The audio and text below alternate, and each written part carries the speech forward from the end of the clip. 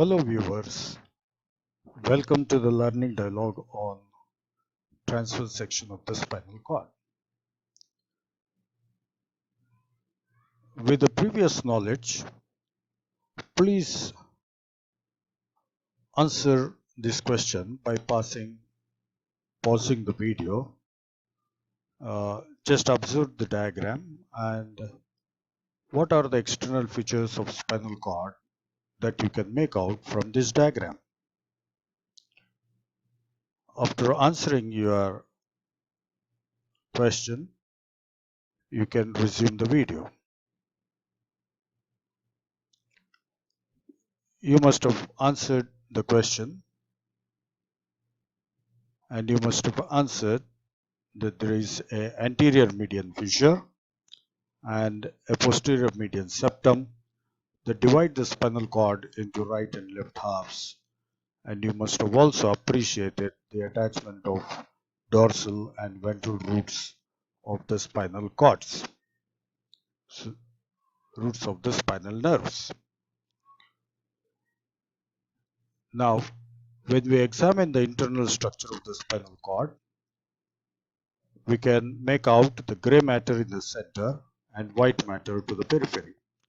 The gray matter is head-shaped with the presence of central canal in the center. Surrounding the central canal, the gray matter is called as gray commissure that connects the right and left halves of the spinal gray matter.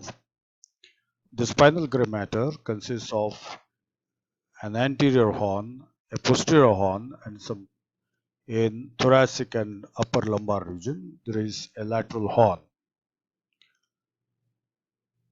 and the right and left halves of gray matter are continuous with this central gray commissure, and in the center of which there is central canal.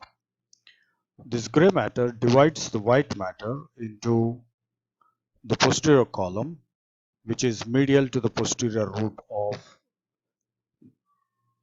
the gray matter, or posterior horn of the gray matter, and lateral column lateral to the posterior and anterior horns.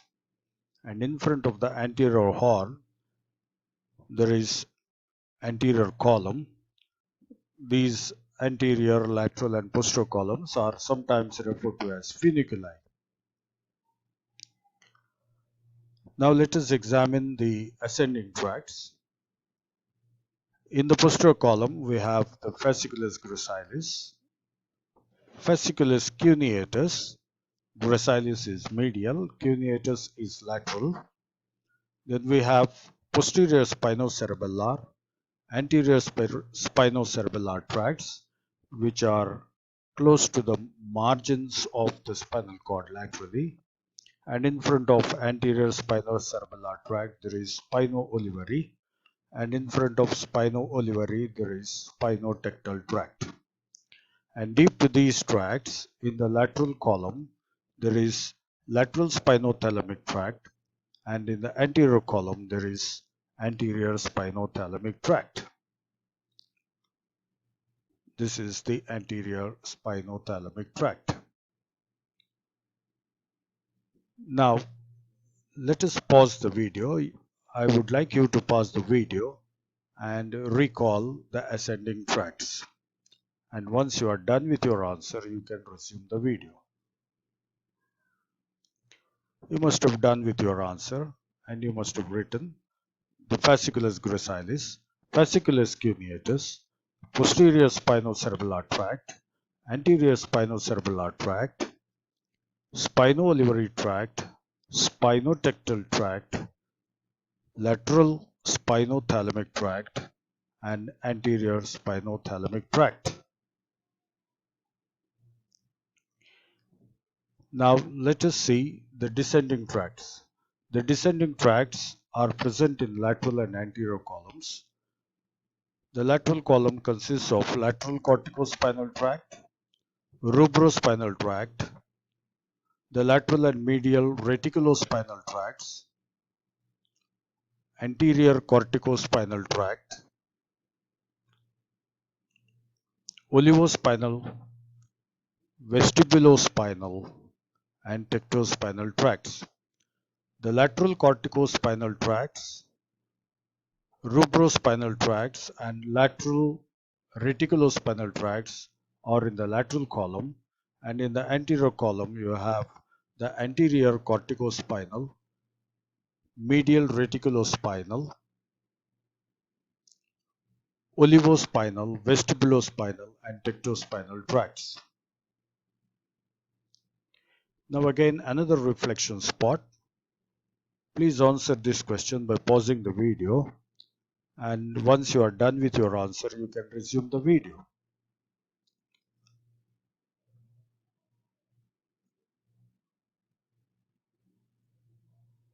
You must have done with your answer and you must have written that in the lateral column the descending tracts are the lateral corticospinal tract, rubrospinal tract, the lateral and medial reticulospinal tracts, lateral reticulospinal tract in the lateral column, and medial reticulospinal tract is medial to the anterior horn, anterior corticospinal tract, olivospinal, vestibulospinal, and tectospinal tracts in the anterior column of the spinal cord. Now what we do is we list the ascending and descending tracts. First, the descending tracts. In the lateral column we have the decussated fibers of the pyramidal tracts called as lateral corticospinal tract. The extrapyramidal tracts are the rubrospinal tract and lateral reticulospinal tract.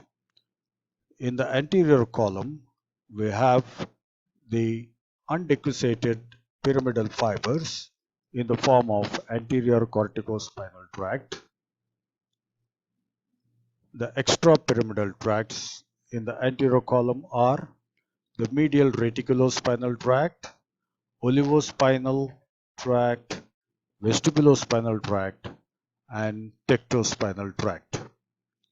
The ascending tracts in the posterior column are the fasciculus gracilis and fasciculus cuneatus. Gracilis is medial, cuneatus is lateral in the posterior column.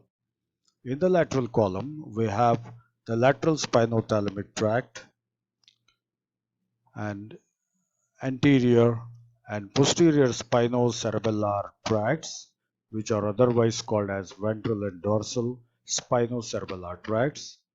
In the anterior column are anterior spinothalamic tract, spino-olivary tract, and spinotectal tract. So these are the ascending and descending tracts in the spinal cord,